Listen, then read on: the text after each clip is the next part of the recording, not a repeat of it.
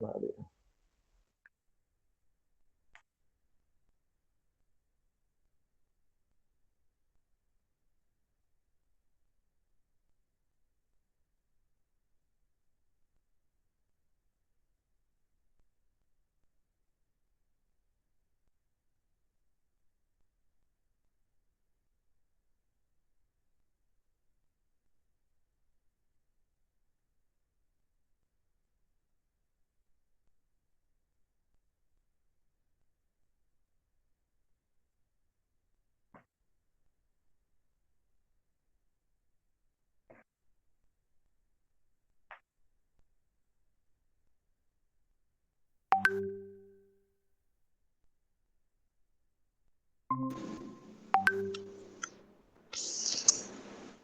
Pronto.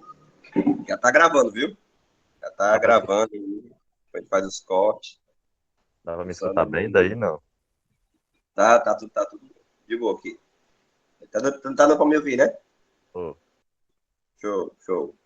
Tu vai falar com esse microfonezinho, é? Vai eu tô falar com aqui. esse. Deixa eu ver se fica baixo. Porque fica melhor sem ele, não? A tua voz? Deixa eu ver. Não.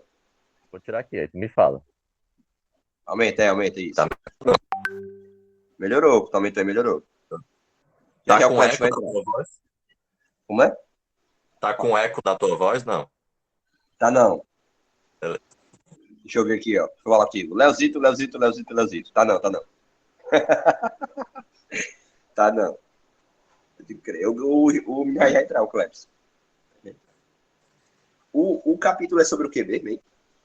É a teologia egípcia, os símbolos, da onde é que o que estrutura toda a crença deles, né? Quem é o Deus que vem primeiro, quem vem depois, por que que é desse jeito.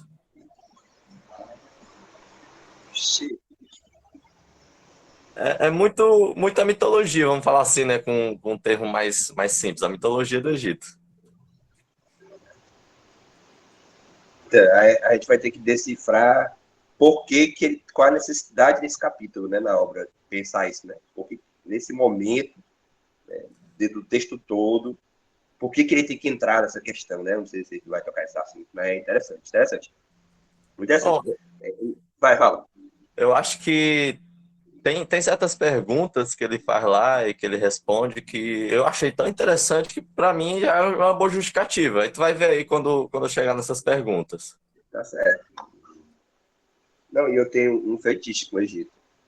Tem uma Isis do Egito, e assim, claro que talvez seja um Egito helenístico, né? Esse que a gente está flertando, né? Talvez não seja o Egito dos antigos, não sei.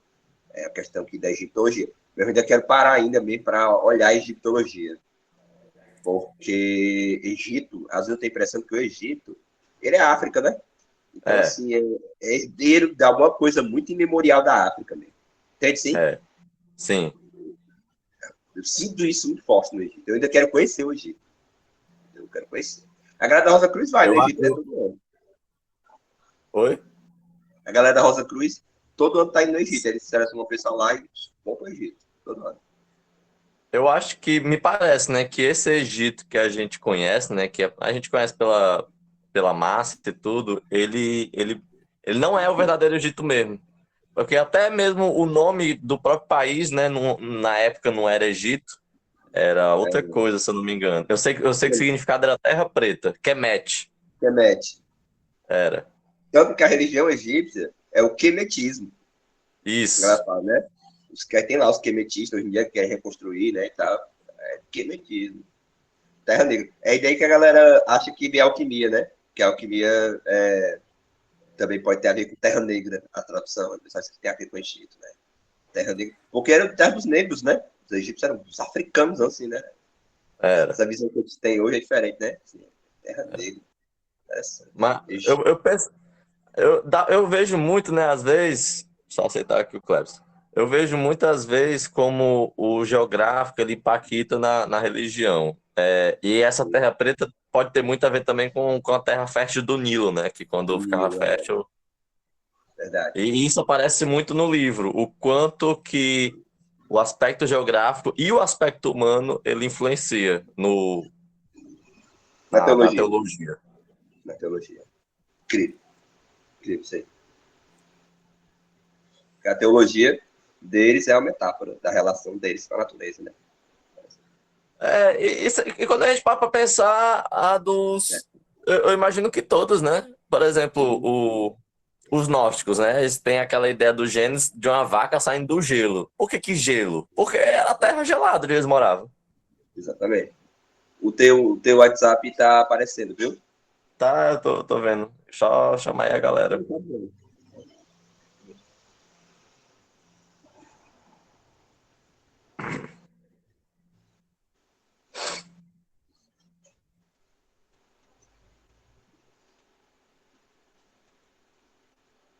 Esses neoplatônicos são um mundo, né, bicho? Um mundo. Eu vejo muito, me parece ser muito uma transição entre mundos, né? Ali, a imemorial África com o europeu. E aí, É, nessas transições de mundo é que guarda esses conhecimentos profundos, né? essa intuição noética que desponta, né, assim, neles lá, pá, eles, intuição noética, assim, tal. É o que eu tava falando no grupo, né, eu sinto a necessidade de retornar ao contínuo, antes de ir pro Pico lá Miranda. Mas eu morro de medo de a gente estar voltando demais, né, de repente tá voltando lá deve estar indo lá no Exildo, né, porque Exildo também é muito interessante, o Exildo, ah, Maria. Mas é um receio que eu compartilho com vocês, assim, o que você decidir tá ótimo, assim, para mim não ficar endoidando sozinho, né? Pelo menos endoidar em conjunto, né? E eu sinto necessidade de se demorar no Plotino, sabe? Porque esses caras aí, eles estão tudo partindo do Plotino, né? O Jâmblico aí, né? E do Platão também, mas aí nós não teríamos esse tempo de estudar os diálogos platônicos, que eu acho também que é uma necessidade, sabe, assim, cada dia mais crescente. A gente tem que estudar os diálogos platônicos, a gente que lida com o esoterismo, cara. E o Aristóteles, não tem para onde correr.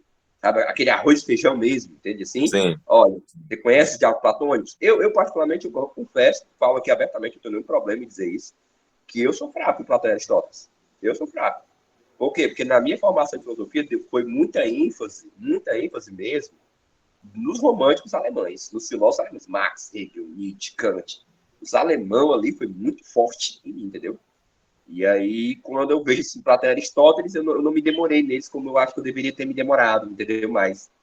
E eu estou me preparando para o doutorado, e está sendo uma chave isso, porque, poxa, isso aqui já é uma preparação para pensar um doutorado, né? Retornar aos antigos, porque esses modernos, eles estão dialogando com os antigos toda hora, entendeu? Toda hora. E a gente do esoterismo é Platão e Aristóteles para beber o neoplatonismo, que é onde começa a bruxaria a ficar mais explícita, né? No neoplatonismo. Parece que a Grécia se cansa, né? A Roma se cansa Não, vamos abrir a macumba mesmo, porque o negócio é a macumba, é o ritual, né? E aí se cansa ali e tal. Para entender a Idade Média, para entender o Renascimento, para entender a modernidade, né? Então, assim, não sei se é necessidade, sabe? Platão e Aristóteles, o arroz com feijão, né? Os diálogos platônicos, a metafísica do Aristóteles e a ética do Aristóteles, que é fantástica, né?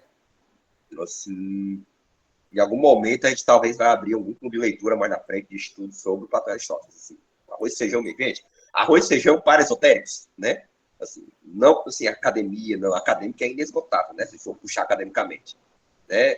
Eu não sei se falei para vocês, mas a gente já está recebendo convite aqui, o grupo, Filosofia da Magia, Sim.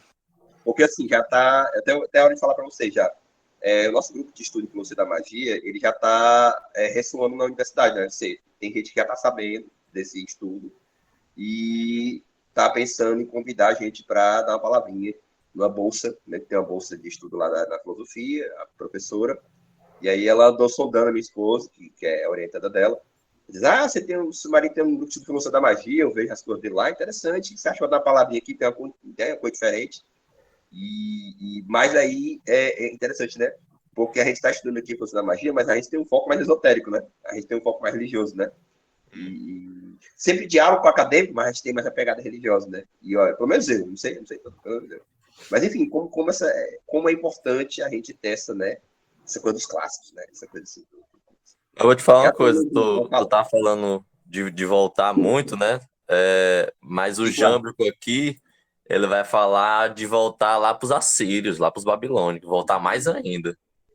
sim, ele vai voltar para Brenha, Ele fala até sobre uma questão de usar o idioma certo para falar com os deuses. Aí eu até parei. Eu acho que um negócio interessante para a gente ver, pelo menos eu que não sei, é o alfabeto hebraico, né? Assim, Porque o Jâmbrico pronto. vai falar que tem um idioma melhor do que outro para poder falar com os deuses. Ele vai dar É, até um carão aqui nos gregos. sim, cara, ele vai dizer, será que ele vai dizer que o mais próximo ali do Egito, do Oriente é melhor, né? É, Aí entra uma questão, né? Por que, que uma língua seria melhor que outra para falar com os deuses, né? Aí é uma questão interessantíssima, né? Eu vou deixar para falar agora, se quiser começar aí, já pode começar, porque vai ter muito pano para manga que vai trazer aí. vai esperar mais gente, não? Espera um pouquinho, né? Não, espera um pouquinho É. até 7 minutos. Até certo. Mas vamos conversando, que é interessante demais essa questão. Puxa, porra, aí tem uma língua, né? E depois eu queria até perguntar o Clepson de novo, essa questão depois que do lado do sacrifício, né?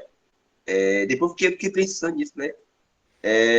Por que os deuses imateriais precisam de uma coisa material? Eu sei que tem a resposta, eu sei que o Clepson falou, né? Eu sei que eu sei a resposta, mas agora me faltou, sim. Hoje eu me pensei sobre isso e digo, eu sei a resposta, mas não fixou. Eu não sei se fixou para vocês, se fixou essa chave para tu, Léo, não sei se fixou. O Clepson quiser falar também. Assim, eu estava hoje de manhã andando de bicicleta, indo para a escola, aí eu pensei, né? Pronto, pode falar com o texto. Qual foi a resposta que o Jâmbrico dá, né, para essa questão que o Porfírio estava lá dizendo, mas os deuses são imateriais, por que eles precisam de algo material? Porque realmente quem está de fora, né, da magia, quem está de fora da vida dos magos, pensa assim, poxa, vela, ritual, sacrifício de animal, para que isso? Se Deus mora dentro, né?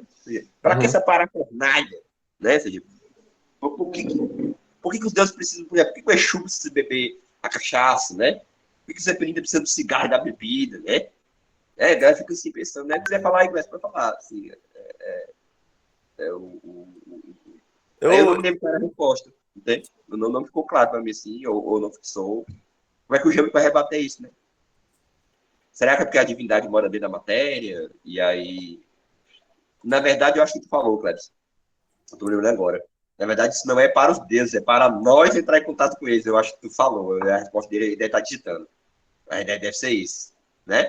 Que na verdade deuses materiais são como forma de conectar com os deuses imateriais, pois adorações teológicas por serem. Sim, sim, sim. É uma forma de se conectar. mas eu vou te falar. De Nesse nós cap... abrir o canal, né? Nós abrir nossos canais para recebê-los. Né? Então é para nós o sacrifício, no fundo. Né? Para nos abrir para eles. Né? Fala, Léo. Ele falou aqui, né, desses deuses materiais e deuses imateriais e sobre sacrifício.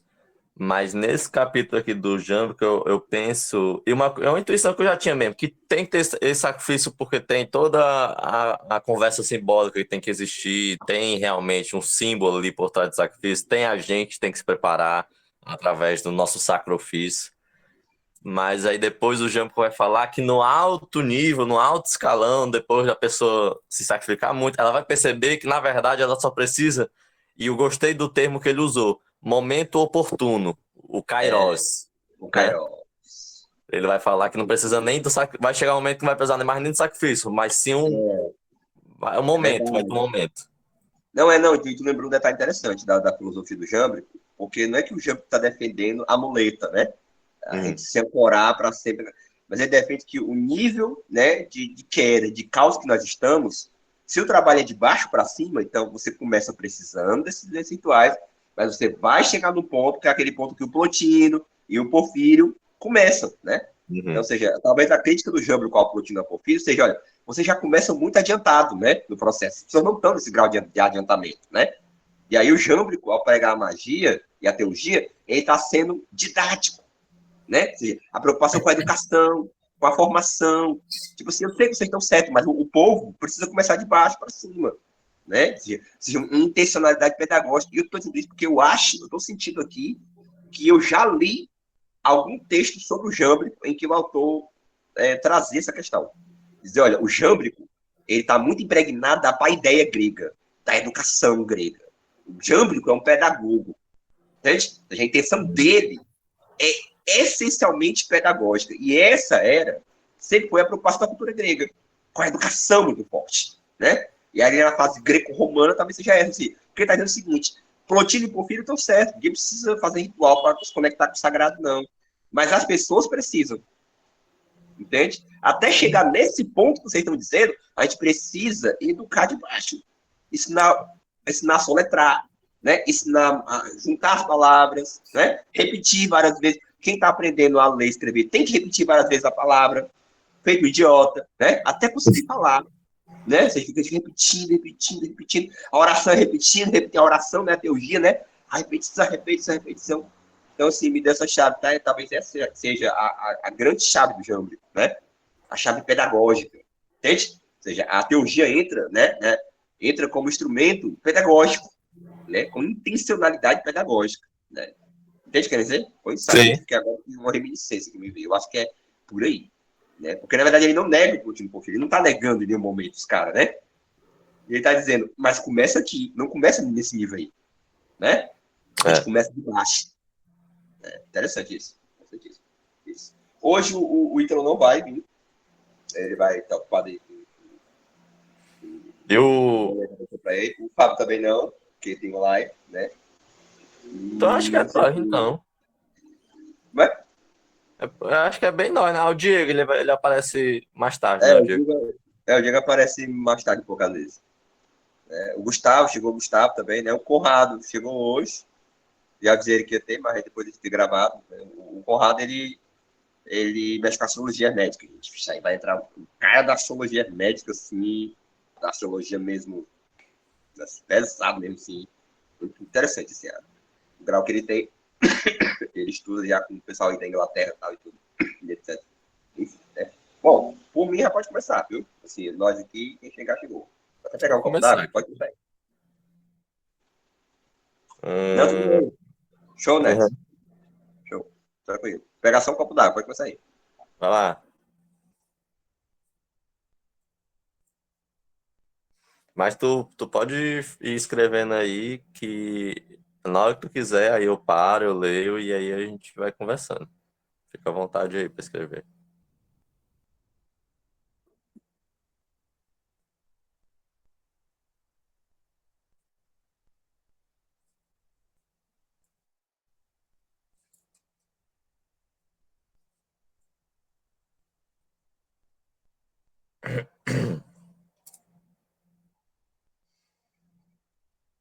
Cheguei. Ó, uma aqui do início, né? Capítulo 7. Eu acho que ele vai tentar responder essa pergunta que está aí mesmo. Onde está ancorada a teologia egípcia? Como ela vai se caracterizar? E aí, a ideia que ele traz é muito essa. Eu vi muito hermetismo aqui dentro, principalmente agora que eu vou falar aqui da lei da correspondência. Existe muito do que há em cima, há embaixo, o aspecto geográfico influencia no espiritual, o aspecto humano influencia, ou é influenciado, né? Existe essa troca. A teologia dos egípcios, imitando a natureza universal e a criação divina, produz por meio de símbolos algumas imagens de intelecto místico, ocultos e invisíveis. E é sempre assim mesmo, é uma passagem do visível para o invisível através da linguagem, através do símbolo. E aqui, botei aqui o homem e a natureza, né? O homem, ele pega aquelas imagens visíveis que ele encontra e que ele produz, e aí por meio da associação da linguagem, do poder ali, do pensar e do logos, ele consegue chegar nas verdades das ideias, né? Ele sai da matéria e consegue se acender. Enquanto a natureza, ela parece fazer o processo contrário. Ela, a partir dos princípios invisíveis, e eu botei aqui o exemplo, aqui até os números, porque é uma coisa que a gente já vinha conversando, parece que os números eles são princípios muito antigos, né? Então, através desses princípios invisíveis, a natureza vai formando as formas visíveis que a gente vai encontrar por aí. Talvez, inclusive, por isso, quem pegou matemática para estudar como eu, encontra várias constantes numéricas dentro da natureza. É o φ, o número de ouro, 1,618, o π, o 3,14. Existe muitas chaves numéricas espalhadas na natureza, nas suas formas mesmo, concreta. Na onda que se forma, na flor que brocha. É assim. Então, sabendo então que todos os. como é que acontece, né, essa troca? Sabendo então que todos os seres superiores gozam da semelhança dos inferiores a esse processo de correspondência, assim, querendo enchê-los de bens por meios da imitação, tanto quanto possível, os egípcios também reproduzem corretamente o modo apropriado da mistagogia oculto nos símbolos. Então, os egípcios já tinham essa compreensão de correspondência, então, por causa disso, eles vão tentar encontrar os símbolos mais ideais para fazer essa conversa. E vai haver mesmo essa discussão sobre quais símbolos vão ser mais ideais. Vou chegar lá. Aqui eu vou usar aqui, isso tem lá no capítulo, ele vai tentar usar de algumas metáforas para poder a gente compreender que Deus é esse. Como é que ele se desdobra, se se desdobra, como é que acontece. E as metáforas que o Jampo vai usar é essas que eu estou falando, ou aspecto geográfico ou aspecto humano. O aspecto geográfico é esse aqui, ó. Deus, ele é o lodo, a lótus e o ser sobre a lótus. Eu vou falar sobre isso aí. E por que nesse aspecto geográfico? Porque é o que tinha lá no Nilo. O Nilo tinha lá aquele lodo fértil que os egípcios viam ali como a fonte de todos os seres e composto por todos os elementos. Por não ser nem água, nem terra, nem ar, nem fogo, parecia sempre uma mistura daquilo ali tudo. E por ele já ter percebido que daquele lodo fértil saía seres, plantas e animais, ele fazia essa associação. Deus parece ser como um lodo. Que o divino, ele como sendo causa de todos os seres, todas as coisas, ele seria como um lodo. E aí ele tem aqui essa passagem aqui. Visto que o lodo tem tal significado, a divindade, a causa do devir, de toda a natureza, de todos os poderes dos elementos, na medida em que são superiores a eles, se revela em sua totalidade por si e em si. Imaterial, incorpóreo, muito essa ideia do lodo mesmo, que não tem forma, ele é aquele líquido, né? Sobrenatural, incriada, indivisível. Ela preside a tudo isso e contém em si a totalidade dos seres. Só que aí a divindade ela não para só no lodo, né? Não é só a junção de todas as coisas. Ela é também, dessa coisa, ela é a lótus. O que é a lótus? A lótus como produto resultante do lodo, não separada dele, mas uma extensão dele. E esse é o divino. Além de ser tudo que existe, ele também parece ser ele próprio. E por isso talvez a gente tenha essa impressão de que Deus está nos céus e não em tudo que nos cerca, né? Tem sempre a gente imaginar que Deus está fora, mas ele também é dentro. E aí tem essa passagem. E como tudo envolve e faz com que todos os seres do mundo participem de si, dele se torna evidente. E é essa ideia do Lotus. Como Deus está em tudo, ele se torna evidente. E aí, essa evidência é a Lotus que se debrocha. Visto que ele é superior a tudo e eminente, simples em si mesmo. Aparece como separado, transcendente, sublime, eminentemente simples, acima de todos os poderes e elementos cósmicos. A Lotus está aí mesmo com essa metáfora para poder representar toda a superioridade de Deus. Mas ela vai um pouco também além disso. E aí isso tem lá no livro. Porque ele vai falar logo mais, eu estou me adiantando, que esse Deus vai se desdobrar, né? E as pétalas dessa Lotus já é uma indicação desse desdobramento. Existe ali o núcleo da Lotus e toda a abertura que ela vai trazer. E Deus também, ele vai ser o ser sobre a Lotus. Aí eu trouxe essa imagem aqui indiana mesmo, mas tem uma história de um deus egípcio que vai ter tudo a ver com essa Lotus. É porque eu não achei a imagem. Mas qual é a metáfora, né? É que sentar sobre um Lotus simboliza enigmaticamente a superioridade sobre o lodo, o que exclui qualquer contato com o lodo. Então Deus é tudo, lodo ali, a causa de todas as coisas. Ele se debrocha na Lotus, né? Ele mostra a superioridade além do lodo, mas ali a Lotus ainda está em contato com aquele lodo, ainda tem um contato, faz parte, mas ele também não para aí, ele vai além disso. Ele é o ser sobre a Lotus. E esse ser sentado sobre a Lotus, ele faz essa separação de Deus e do lodo, Deus e da matéria. Então, o Deus imaterial o lodo onde a gente está, né? Esse é o lodo onde a gente está. A própria divindade é imóvel em si mesma, e acima desta hegemonia e atividade, augusta e sagrada em sua transcendente simplicidade, e permanecendo em si mesma. Tudo isso para ser sentado. O aspecto humano, que também vai tentar fazer essa metáfora que o Jâmico traz, é a ideia do barco. Por quê, né? É porque a gente está falando de uma sociedade que nasceu de um rio. Então tem muito essa ideia mesmo da navegação. E ele vai explicar assim, que assim como o piloto distinto do navio, ele governa o seu leme, o Sol governa separadamente o leme de todo o universo. Então Deus, ele é o navio, ele é o oceano, por onde esse navio passa, e ele também é o piloto. E assim como o piloto dirige tudo do alto, do arco, imprimindo de si mesmo um leve primeiro princípio de movimento, então Deus ele imprime de si esse leve primeiro princípio, é como o piloto botando ali uma forcinha pequena naquele leme, todo o universo vai fazer a curva junto. Todo o universo é causa desse primeiro princípio leve que ele faz no leme do barco. Também, muito antes, a divindade de cima, dos primeiros princípios da natureza, imprime indivisivelmente as causas primordiais dos movimentos, que é isso que eu estava falando. E aí, para fechar, pelo menos essa parte aqui, que o capítulo 7 vai tentar realmente, através dessas metáforas geográficas e humanas, tentar dar uma ideia de Deus. Ele começa com isso.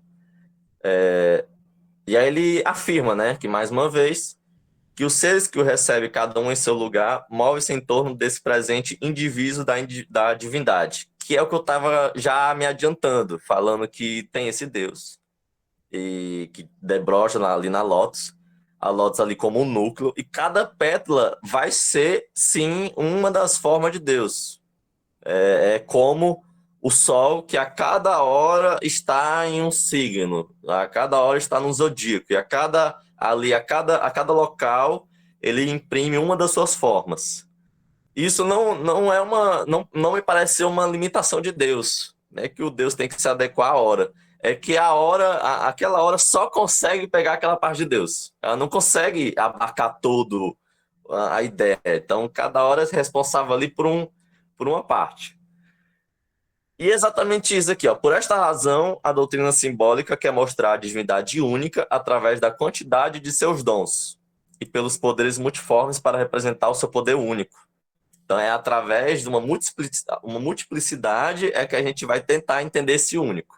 Esse único só faz sentido por conta dessa multiplicidade, desse infinito. O poder dele é único, mas é tão grande, tão infinito, que vai precisar se mostrar, né, de infinitas formas. É por isso que essa doutrina também afirma que a divindade é uma e a mesma e coloca mudanças de forma e figura nos corpos. Por isso afirma que a divindade muda de acordo com o zodíaco e as horas, pois esses seres variam em torno do Deus de acordo com as inúmeras maneiras de recebê-lo. E aqui eu acho que até me chamou a atenção, não sei vocês, mas pelo menos para mim vale um pouco eu me aprofundar, porque eu já vi que os egípcios eles têm ali, parece um daimon para cada hora, né? Eu acho que talvez seja interessante, pelo menos para mim, eu acho interessante analisar sistematicamente cada espécie, vamos dizer assim, bem aristotélico. Deixa eu falar uma coisa sobre você rapidinho. Fala aí. Rapidinho. Na astrologia helenística, né? Na astrologia helenística, a gente até fala muito dos termos egípcios, que são antigos, ninguém sabe a origem deles, e eles são importantes na astrologia, muito importantes, né? Aí tem galera que trabalha com os termos do Li, tem galera que trabalha com os termos egípcios. E o que eram esses termos egípcios? O zodíaco é 12, né? Então, 12 forças, né? Que canalizam a luz solar. Então, a luz solar se divide em 12. Aí, dizem que é termos egípcios que vem lá do corpus hermético, do hermetismo, ali do hermetismo helenístico, Alexandria. Esses 36 é porque esses são os decanatos. Né? Ou seja, os 12 signos têm 3 partes, né? Então, o decanato de cada signo tem um termo egípcio. E é interessante porque esses termos egípcios, eles sinalizam qual é a força daquela hora. Entende? Da hora, do dia. Então, assim, qual é a divindade que preside aquele momento. qual é o incenso, qual é a força que está disponível no universo para você atuar. Entende? E aí o Jean, tu trouxe uma questão tão interessante do Jean, que ele falou aí, que o que são, quem são esses seres? Esses seres ainda não são os deuses, mas eles são daimons, com certeza são daimons, que estão recebendo a luz dos deuses. Aí, como essa luz, como eles, né? Os deuses são fixos, mas os daimons parece que tem um certo movimento.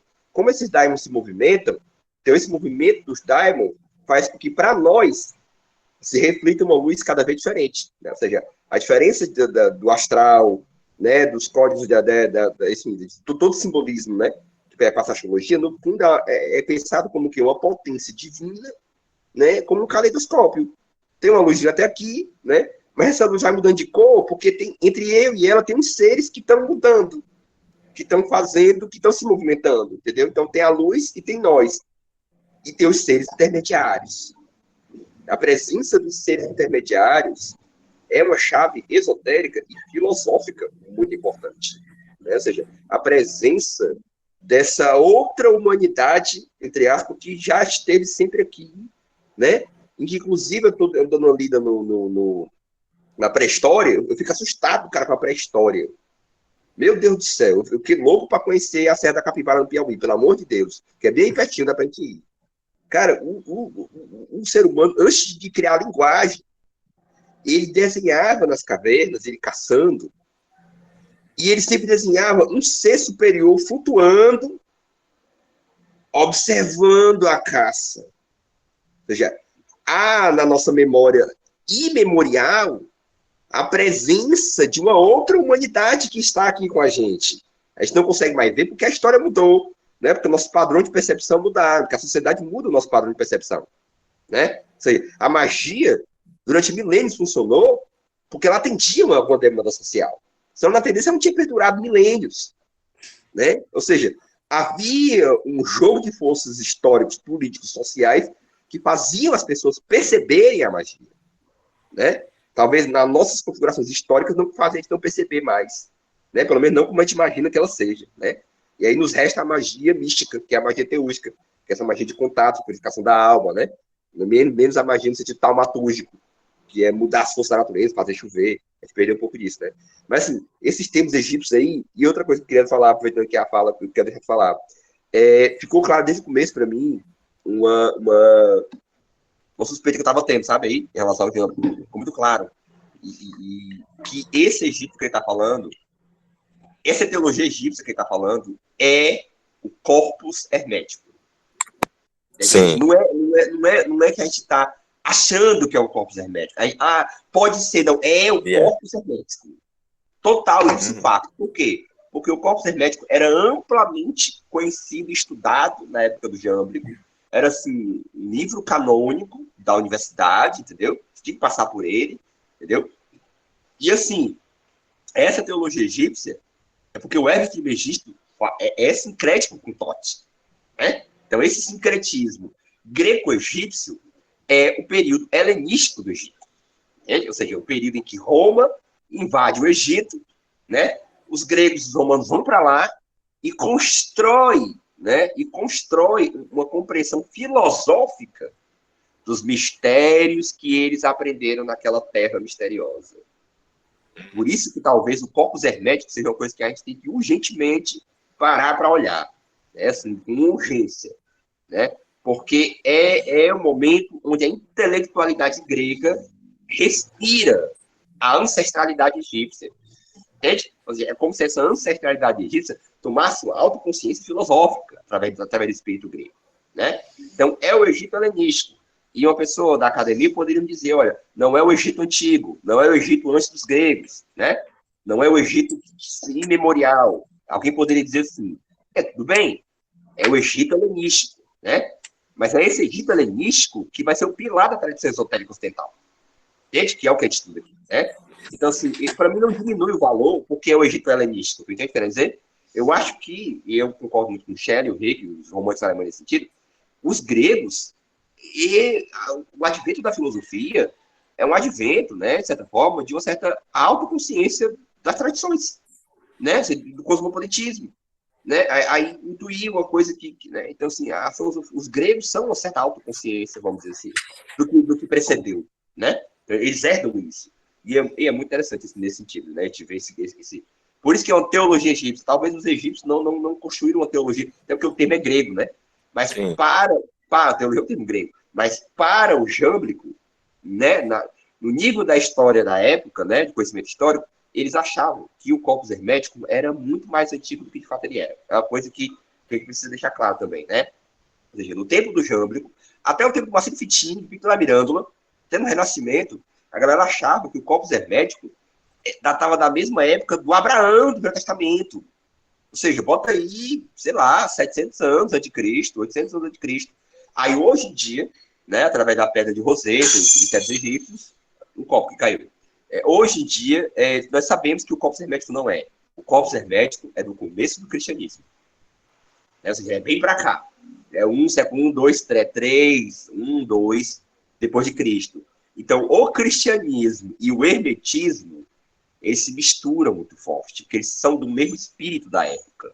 O assim na terra como no céu, e assim embaixo como em cima, não são similares somente por uma questão esotérica, é histórica e geográfica, e zeitgeist do tempo, entende? Quer dizer, tanto que no corpus hermético, a galera encontra a presença cristã, né? Fala do filho, o logos como filho, uma linguagem bem cristã. O corpus hermético tem algum momento, e a galera que se diz hermetista aí na internet, não sabe disso, né?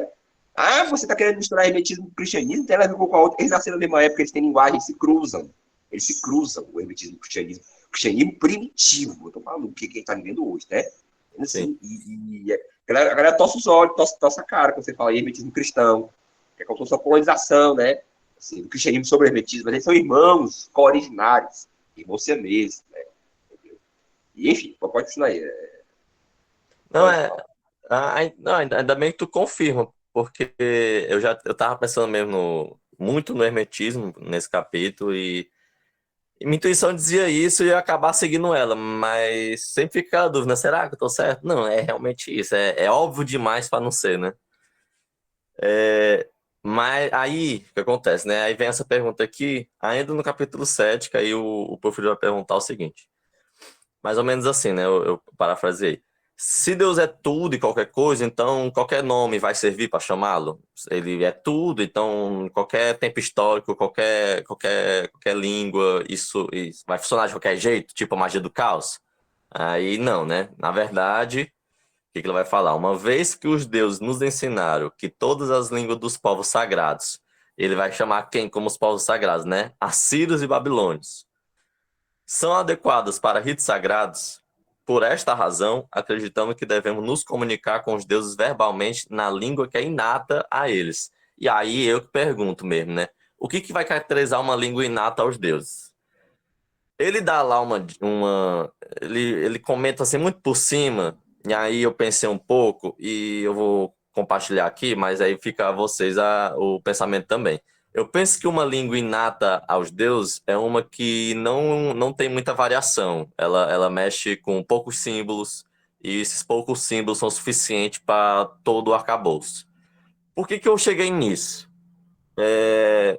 Uma por conta dos próprios alfabetos antigos mesmo, o alfabeto ali hebraico, que em uma letra só já carrega tanta coisa. Mas minha intuição mesmo vem da linguagem algébrica, a linguagem dos números, a linguagem da matemática, que também em poucos símbolos já se conversa, já se fala um texto todinho, em uma equação só. E o Einstein também vai falar disso, né? Que a simplicidade, a genialidade às vezes está naquela fórmula de 3 termos, é igual a mc ao quadrado. Mas fica aí a pergunta, o que vai caracterizar então a língua que seja inata aos deuses? Para Jâmblico, essa língua dos assírios babilônios, as línguas antigas, já são boas. Mas será que, né, eu vou perguntar, né? Será que tem uma mais antiga ainda?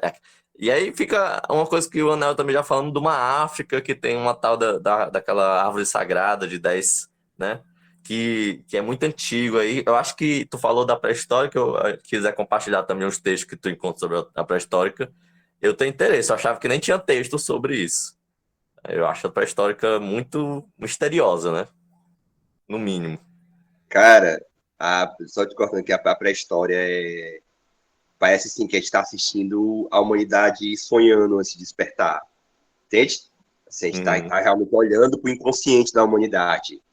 Entende? E os caras já enterravam os mortos, bicho, na pré-história, bicho. Antes da linguagem. Antes da linguagem. Como assim antes da Então, linguagem? Como assim antes da linguagem? Faziam isso, né? Eu fiquei assim, não, peraí.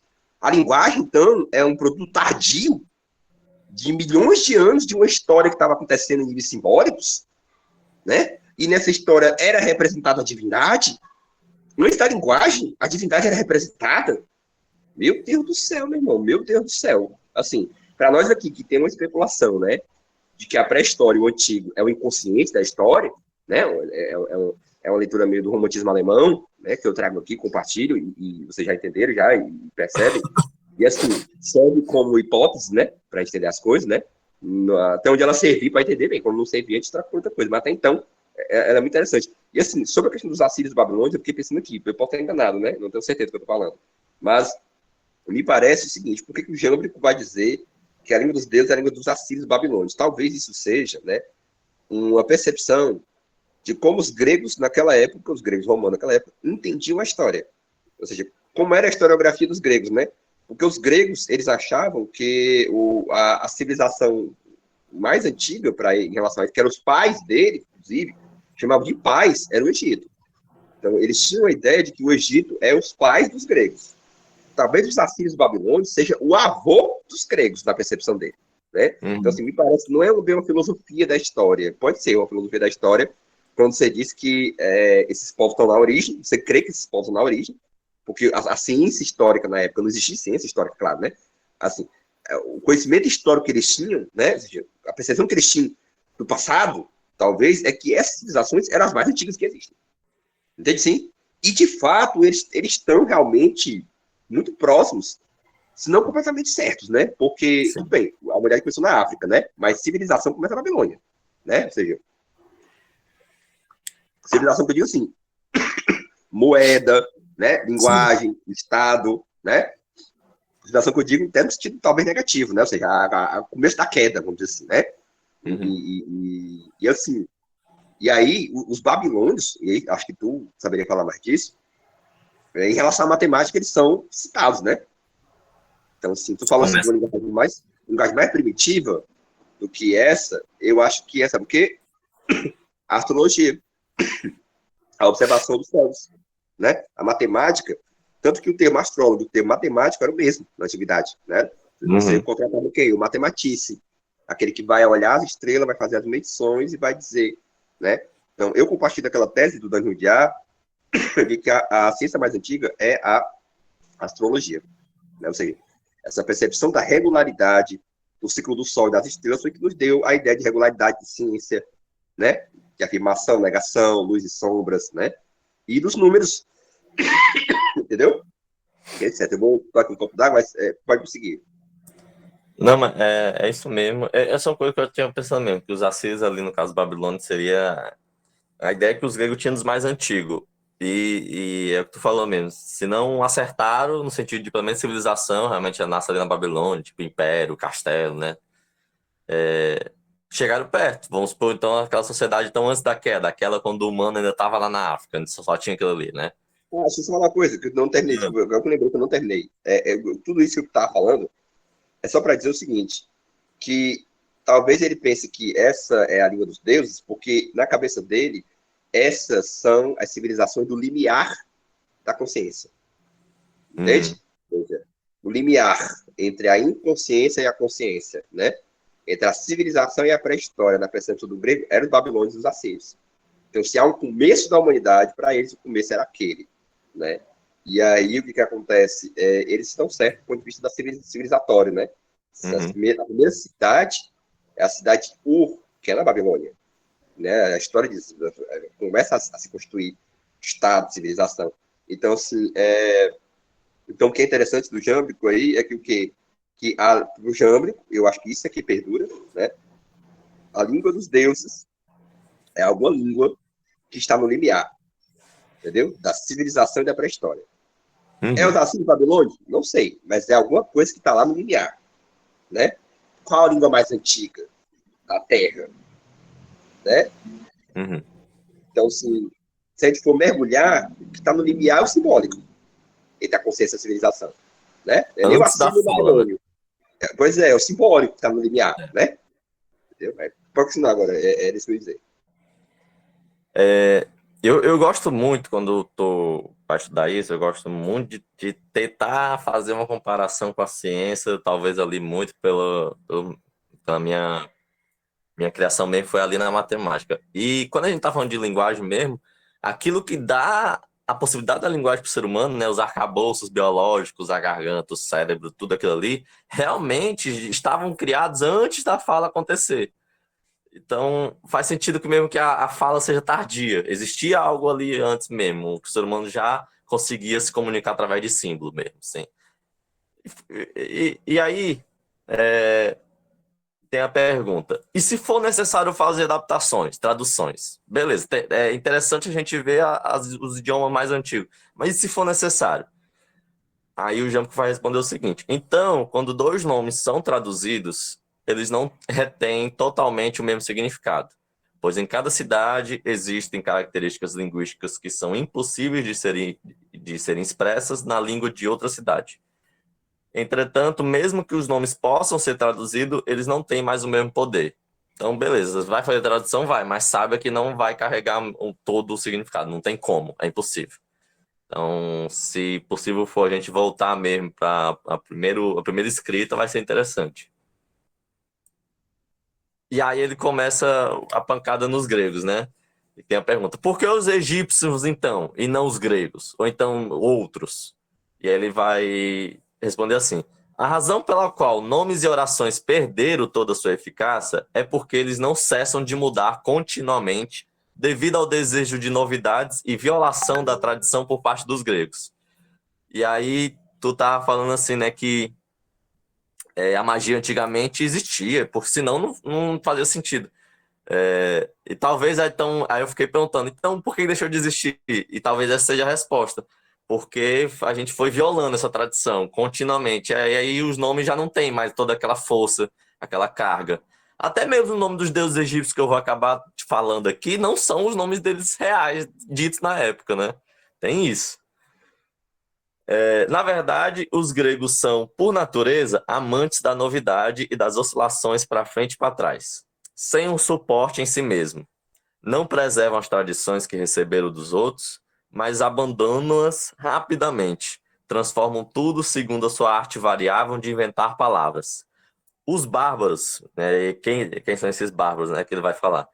Ao contrário, sendo constante em seus hábitos, permanecem firmemente fiéis à sua maneira de falar, razão pela qual são amados pelos deuses. E lhe fazem discursos que gostam. Ninguém os permite mudar de maneira alguma. E aí eu acho que a gente volta muito com o negócio que a gente vem comentando nas outras semanas, que é esse ultraconservadorismo, né? Ele tem aí uma razão. Enfim, E esse negócio do povo grego inventar a palavra é interessante porque o grego cria conceito, né? A Uhum. filosofia é a criação de conceito, né?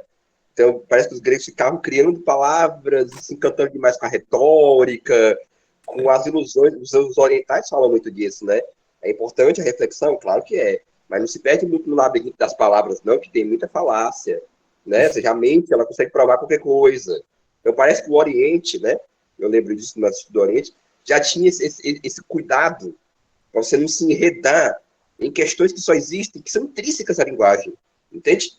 Mas que elas são ilusórias, completamente ilusórias. E os gregos inventavam. Eu sinto que o Jâmblico está querendo dizer: olha, vocês gregos se encantaram, tudo bem, criaram a filosofia, ótimo, mas não se encanta muito com joguinhos de linguagem, não. Se encanta demais com criando palavra nova, não, porque vocês, no fundo, estão criando palavras novas achando que estão criando algo novo, né? Quando vocês estão simplesmente repensando aquilo que sempre foi repensado pela tradição, né? Enfim, pode continuar aí, Uhum. eu só não rapidinho. Eu vou esperar terminar aí esses 10 minutos para abrir outra aí. Porque tá, daqui 10 minutos termina aí. Aí, daqui pra frente vai começar realmente o capítulo 8. E aí o capítulo 8 vai começar com essas perguntas aqui que foram feitas ao Jambo. O que os egípcios consideram a causa primeira? Se é o intelecto ou é superior ao intelecto? Se é sozinho ou tem outros? Se tem corpo ou não tem, se é incorpóreo ou corporal, se é identificado com o demiurgo ou tem alguma coisa antes do demiurgo, e se tudo deriva de um único princípio ou de muitos. Aqui eu trago a imagenzinha aqui do deus Ra, se que o deus Ra ele vai ter, vamos supor, é ensinado assim na mitologia, né? Que ele tem filhos, esses filhos têm outros filhos, são os outros deuses. Mas a gente vai ver mais ou menos o que é mesmo esse negócio de filho. Não é bem assim.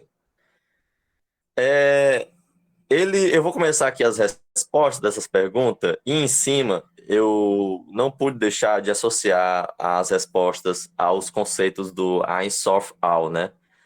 Esse conceito essa associação está certa? De novo, fica aí para vocês. Eu trouxe mais perguntas do que respostas, pelo jeito. Mas aí como é que ele começa? Antes dos verdadeiros seres, em princípios universais, existe um Deus uno, absoluto. Primeiro também em relação ao Deus e primeiro rei. Eu vou já explicar o que quer dizer esse primeiro rei, né? Na verdade, nenhum inteligível ou qualquer outro interlaça com ele. Então, é aquele Deus Ungrowed, né? E que é antes mesmo, vamos supor assim, a gente vou chamar esse primeiro rei, no caso dos egípcios, é Ra, o Deus Ra, o Deus do Sol. Mas o Deus mesmo existe antes de Ra. Ra já é um dobramento de Deus. Esse é o primeiro. Deste Deus vai irradiar o Deus autossuficiente, que também é em si mesmo Pai e princípio, visto que é princípio e Deus dos deuses, mônada do Um. E esse também é anterior à essência e ao princípio da essência. Então a gente não está falando Deus em essência, ele ainda é anterior. E eu associo ao Ein Sof. E aí, os egípcios vão dar um nome para esse Deus, apesar desse Deus não ter cara. Mas o nome é Ptah. E ele foi encontrado num artefato chamado Pedra de Chabaca. E lá estava escrito o seguinte: aquele e lá tem escrito esse texto que já dá a ideia de desdobramento. Aquele que se manifestou no coração, aquele que se manifestou como a língua, sob a aparência de Atum, é Ptah. Atum, que é outro nome dado a Ra, é o coração e a língua de Ptah. E aí é uma metáfora. Vamos entender o que seria ser o coração de Deus, o que queria ser a língua de Deus, né? O que seria isso? Mas esse Ptah seria muito antigo que atribuiu a vida a todos os deuses e aos seus gênios, através desse coração de que Horus foi concebido. Olha aí, ele chama o Ra de coração, primeiro, coração e língua, e depois ele vai chamar Horus também de coração. Existe uma história, uma ligação, como se Horus fosse o sucessor do deus Ra. Tem uma história onde Ísis faz uma armação para o deus Ra, para que o seu filho Horus ganhasse a sucessão do trono. E ele traz isso nessa metáfora também, como se Horus também fosse mais uma personificação. E o deus Tut, ele seria a língua de Ptah. É como se os deuses, cada deus fosse parte de um deus maior ainda, né? Thoth, como deus do conhecimento, faz sentido ele ser a língua do deus Uno. Desse Ptah, desse deus que não tinha essência, começou a nascer os deuses que esses sim a gente já começa a tentar dar uma imagem para eles, né? Já tem status, já tem nomes mais conhecidos. Já um pouco de essência. E eles são conhecidos como os 8 deuses da água, que vêm sempre em par, um homem e uma mulher, e em número de 4, né? Aí dá 8. Os nomes tá aí, Nun e Nunet, com esse sufixo et, significa o sexo feminino. Nun seria o deus masculino e Nunet a deusa feminina.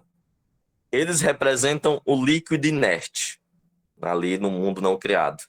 Depois que vem a criação do mundo, que ainda não foi, né? Vai vir daqui a pouco, esse líquido inerte se transforma nos sólidos. É o que eu falei, eu tenho uma mania de ficar associando muita ciência, muitas coisas. E eu me lembrei muito do nascimento do sistema solar. Como, primeiro, uma nebulosa, um líquido ali, vamos supor, sem forma, um gás, um líquido inerte. E aquela nebulosa é que vai dar sentido aos sólidos, ao Sol, ao planeta, às luas. E me lembra muito essa passagem. Aí tem o Rehu e o Rehet, que significa o espaço infinito, e depois do mundo criado, ele se torna o espaço delimitado. Keku e Keket, que seria o obscuro, as trevas, que depois se transforma no iluminado. E Amon e Amonete, que é o movimento oculto, e que depois vai se transformar no movimento reconhecido. Aqui é como eu falei, né? Esses deuses já começam a ter imagens. São deuses da água, então o homem é sempre tratado como um sapo, uma ranzinha, e as mulheres são essas cobrinhas. Bem aqui, eu tenho uns nomes dele em hieroglifos: o Ré, o Rehet, o Kek, Keket, Num, Nunet, Amon e Amonete. E aqui o que eles vão significar, né? O caos líquido, as trevas, o espaço infinito e o movimento oculto. Parece que são coisas que precisam para começar a criar o mundo manifesto. Eu não fiquei só no livro. Eu peguei alguns artigos e aí essa coisa aqui eu tirei no artigo só mesmo para a gente dar mais pano. E aí eu depois posso botar o artigo lá. Ele tenta fazer aí as analogias entre uma cosmogonia de Kêmeno, que seria uma cidade lá, que lá no Egito, né, a gente pensa muito no Egito como uma coisa só, mas não. Cada cidade tinha uma tradição muito própria. Aí tem a cidade de Kemen e a cidade de Mênfis. E aqui a analogia com o Gênesis bíblico mesmo, hebraico. E tem as condições pré-criacionais, seriam no Gênesis as águas primordiais, profundas e sem vidas, a terra que é informe, as trevas totais. Isso, para os egípcios, é lá os quatro deuses, né? O Num como água primordial, o Re como espaço infinito, as trevas totais como o Kek, entendeu? O início da criação, o vento divino, né? Movendo-se sobre as águas. O uso da palavra divina. E aí é onde entra o Amon e a Amonete. Ela é aquele movimento que eu falei, que antes era oculto e passa a ser reconhecido. Vai Só posso falar? falar uma coisa rapidinho. Você Hum. guarda até 3 minutos.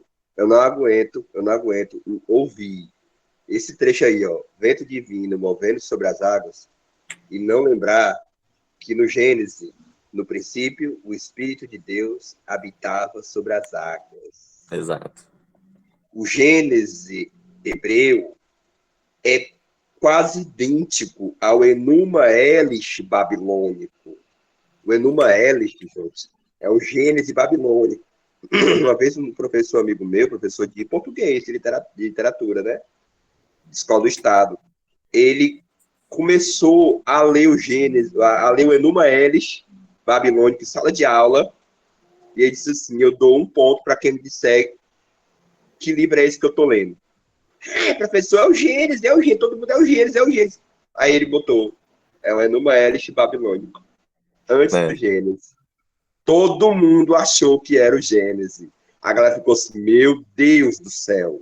Meu Deus, é muito parecido. E sempre tem essa coisa das águas primordiais, cara, incrível. Aí tu tá trazendo a percepção que o Jâmbrico traz isso do Egito, né? Assim, associa isso ao Egito, que tem a questão do rio Nilo, né? A Uhum. percepção da água, do lodo, né? A alquimia, realmente, a alquimia é um desdobramento, né, filosófico dessas intuições aí do Egito, com certeza. Vamos sair daqui e tu manda um link lá no grupo. Deu? Beleza. Sim. Beleza. Manda lá.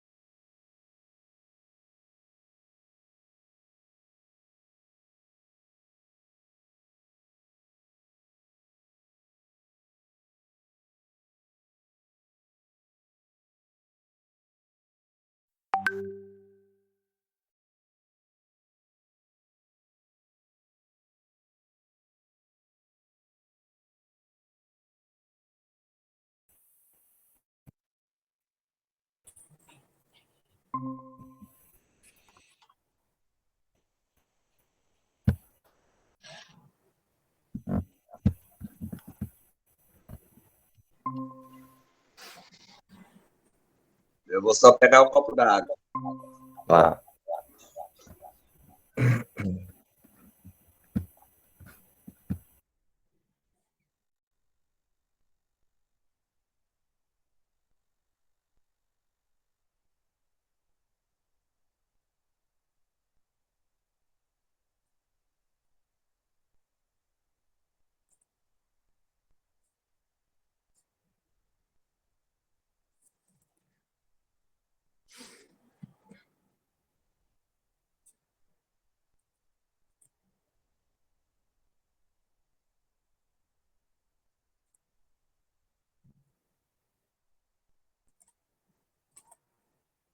Chegue.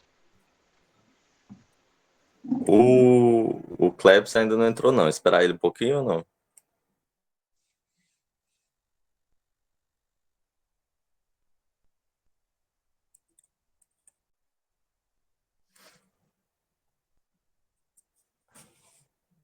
Vou só pegar um copo d'água aí. Eu acho que talvez é o tempo que o Klebs entra aí.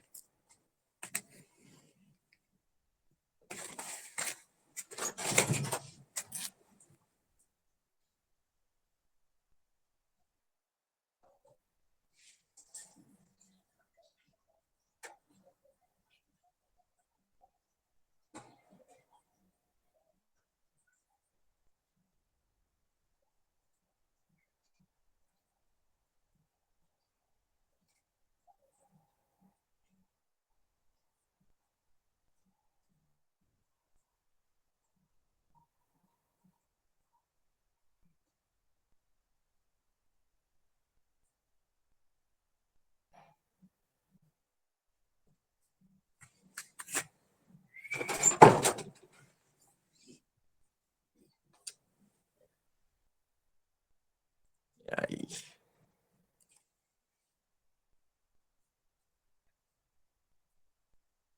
É.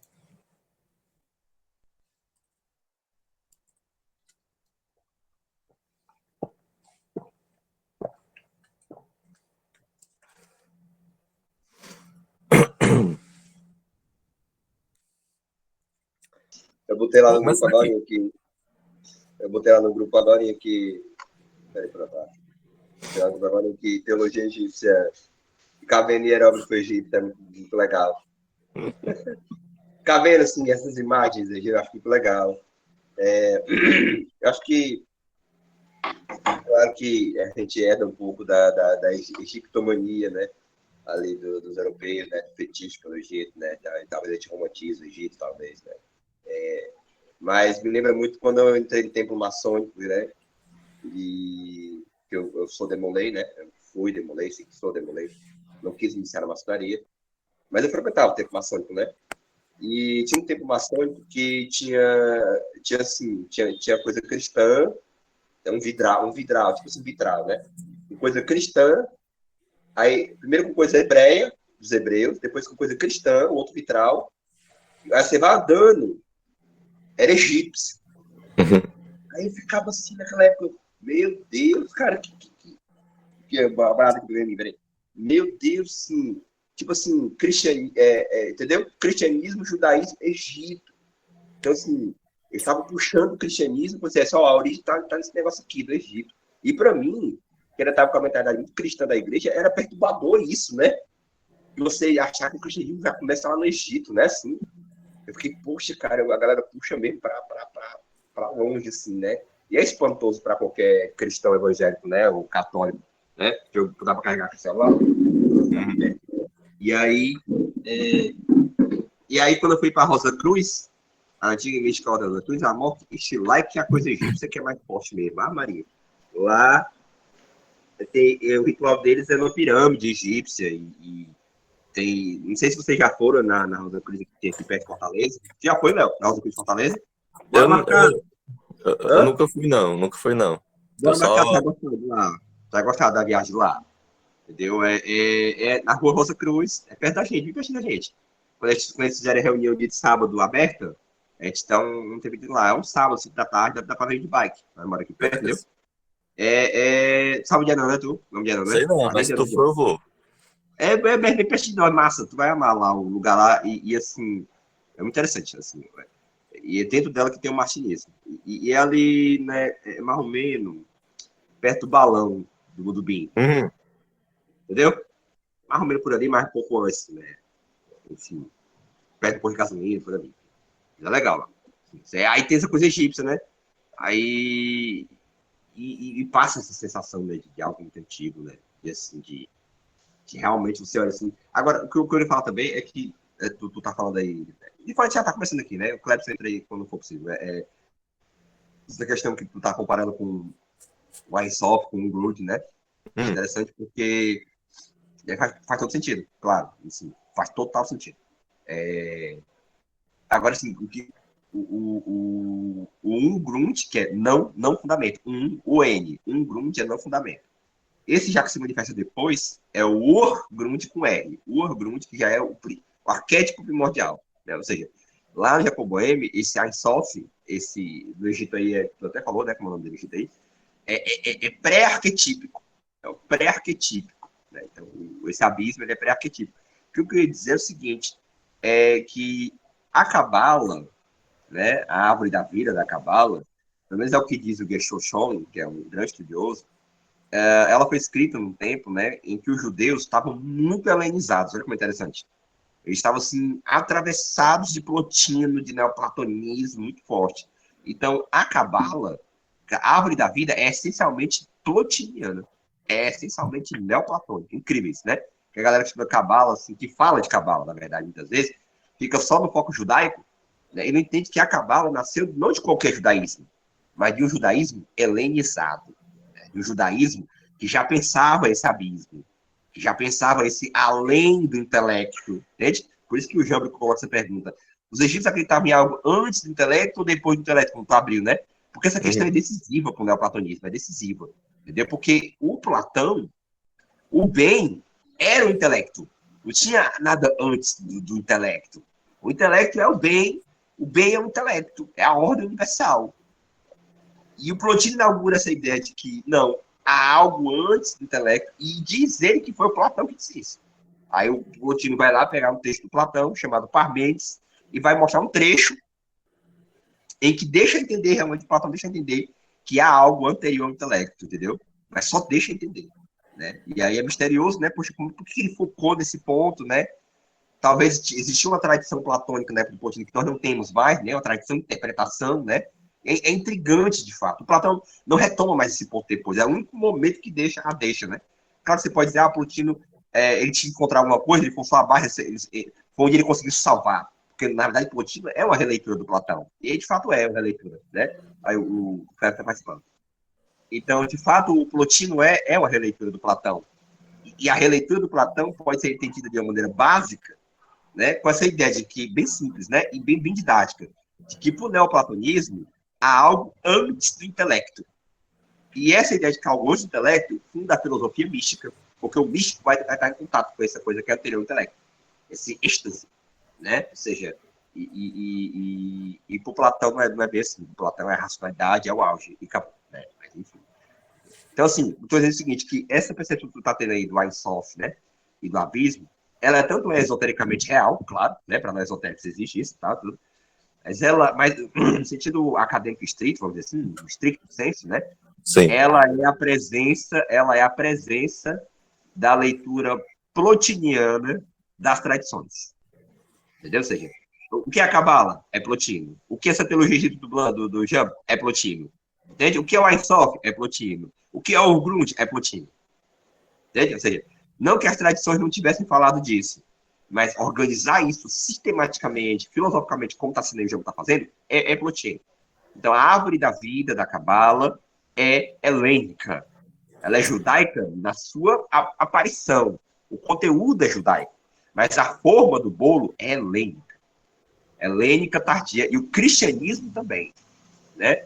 Então, assim, hoje em dia eu estou tentando ler, procurar estudar essas raízes do cristianismo, e eu percebo, poxa, o que nós chamamos de cristianismo é um helenismo tardio, né? É uma mistagogia.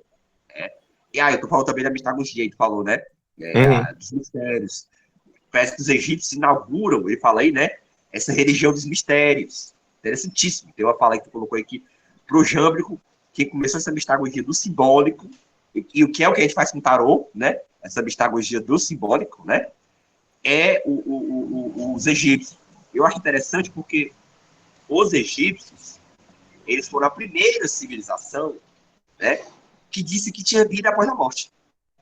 Porque antes dele, morreu, virou estrela, virou poeira cósmica. E os egípcios dizem, não, há uma vida, a alma sai do corpo e ela volta, né, no momento. Essa ideia de que há uma vida após a morte é o fundamento da religião de mistérios. Porque as religiões de mistérios gregos, o que elas queriam? Elas queriam que você tivesse uma boa vida após a morte, uma salvação. Aí chega o cristianismo com essa mesma ideia. Porque o cristianismo, o que ele quer? Uma vida boa após a morte. A diferença é que, para essa vida boa após a morte, você tem que acreditar, né, que a encarnação histórica do Cristo foi Deus, que encarnou na história. Tem que entrar nessa mistagogia da história. Né? Mas, assim, como é interessante essa percepção, porque morte, vida após a morte, mistagogia, religião de mistério, iniciação, rito iniciático. Quando a gente fala de iniciação, a gente está falando do quê? De religião de mistério, de trajeto, iniciação, morte e renascimento, pós-morte, né? O amanhecer e o pôr do sol e o renascimento do sol, né? A quaresma, né? O solstício, mas novamente os ciclos dos astros, né? Da luz, funda a teologia, né? Ou seja, a teologia original é cósmica, é o céu estrelado. Entende? É a mãe da astrologia, é a imperatriz do tarô, a mãe da ciência sagrada, da magia sagrada, segundo o Vale de Tomé. É a grande imperatriz, é a mãe, é o céu, é a Isis, é a sabedoria, é a Sofia. Entendeu? Ou seja, a linguagem é cósmica, porque nós começamos a ligar os pontos das estrelas e criamos a linguagem. Entendeu? Calculando o dia, o mês para a plantação, veio a matemática. Ou seja, a própria escrita com uniforme vem dali. Na religião, nós fazemos um círculo. Por quê? Porque as estrelas estão em círculo, estão circulando o céu. Né? Então, ou seja, a gente... o céu estrelado, né? Vamos dizer assim, o chão da nossa mente, da nossa linguagem. Né? Entende assim? Terreno de onde vai fundar essa teologia primordial. Ela é cósmica, ela é astrológica nesse sentido. Né? Então, assim, se há para mim uma linguagem primordial, é a linguagem astrológica. Entendeu? Claro, não é essa, né? Se perdeu imemorialmente, né? Alguém falar uma coisa? Ah, tu ia falar, Não, né? a astrologia me parece mesmo mais antiga. Se existia um antes, a gente está falando mesmo de uma pré-histórica, né? De uma linguagem que realmente é corporal até, não tem nem... Verdade. Parece, viu, que eles desenhavam o touro, a constelação de touro na pré-história. Tem um estudo aí que mostra que a constelação de touro é pré-histórica, ela é cultura já das cavernas, já. A constelação de touro. Ou seja, diz, né, que a era de touro, né, você fala, né? A era de Sim, Ares, a era de touro, né? Mas, enfim, sim. pode prosseguir. Não, esse negócio da pré-histórica é realmente um negócio que me puxa. Uma vez eu já vi também de uma, talvez foi até interessante depois pegar para estudar, a pré-histórica brasileira. Seria talvez outro tema também. Capítulo 8. Vai, ele lança essas perguntas, aí eu tinha passado isso aqui, isso aqui, isso aqui, tava aqui. Beleza. Aqui é essa tentativa aí de criar esses links, né, entre o Gênesis e os egípcios. É, Aí eu mesmo fiz a associação entre o Isof e aí quem seria o próximo, quem seria o Keter, né? O deus Ra. Ele seria a primeira coroa. Aquele cara que eu falei que vinha na Lotus, que nasceu na Lotus e aparece aí na mitologia, é o deus Ra, que diz que é nascido a partir do oceano primordial, naquele oceano Num, daquele oceano sai a Lotus e dessa Lotus sai o deus Ra. E ele saía da flor todos os dias e voltava durante a noite protegido pelas pétalas fechadas. Porque a Lotus ela tem essa mania de que quando o sol nasce, ela abre as pétalas, aí o Ra sai de lá e quando o sol se põe, ela fecha as pétalas. Deixa eu falar uma coisa rapidinho, por favor. Desculpa te É. interromper, desculpa. Eu só, porque é um insight que eu tive aqui, que eu já vi, e é rapidinho, eu vou deixar de falar rapidinho. Quando tu fala, né, que do Isof surge o Deus, né, assim, que é a primeira divindade, né, do Isof Logos, é interessante porque a gente imaginar, né, que da terra seca sai a vida, é magia. é um processo mágico, só pode ser um processo mágico, né? Dessa coisa informe, vir algo que chega à consciência de si. Ou seja, a ideia da magia é uma ideia originária, teogônica. Quer dizer, numa massa informe surgiu uma vida, surgiu um ser, o ser surgiu do nada? Como é isso? Uhum. É mágico, é magia, entendeu? Não tem explicação, é uma magia do universo, entende? Ou seja, a nossa mente, para explicar a passagem do nada ao ser, ela diz é a magia, mas não tem que explicar não. Filosoficamente você não vai construir essa passagem, ela é mágica, ela é um poder da própria manifestação. Você não vai entender esse poder, ele é dado. Você passa a raciocinar e refletir depois que ele existe. E é no terreno dele, se voltando para ele, mas você nunca vai entender o que ele é, porque ele é anterior ontologicamente. Né? Ou seja, nós somos matéria do planeta, nós estamos conversando e falando que porra é essa? Isso é mágico. No sentido de que, sabe, no sentido de que a gente não vai entender como é que a vida vira vida, até que a gente entendeu até agora, né? Como é que do inorgânico passa pro orgânico para a vida. Aliás, do orgânico a gente sabe, mas como é que o salto do orgânico para a vida ninguém conseguiu reproduzir até agora, né? Porque é uma magia do universo, não tem como explicar isso, é um processo mágico. E aí me lembrou, assim, que o quanto o conceito de magia é originário, é isso que eu queria dizer, entendeu? O quanto ele é radical, entendeu? Ele é tão radical que ele é teogônico, ele está na teogonia, tá? Ele está falando de teogonia, entendeu? O que é teogonia, né? Origem dos deuses, tu está mostrando como é que do lodo primordial saem os seres divinos dos deuses. Ou seja, a origem dos deuses. E para continuar, vai.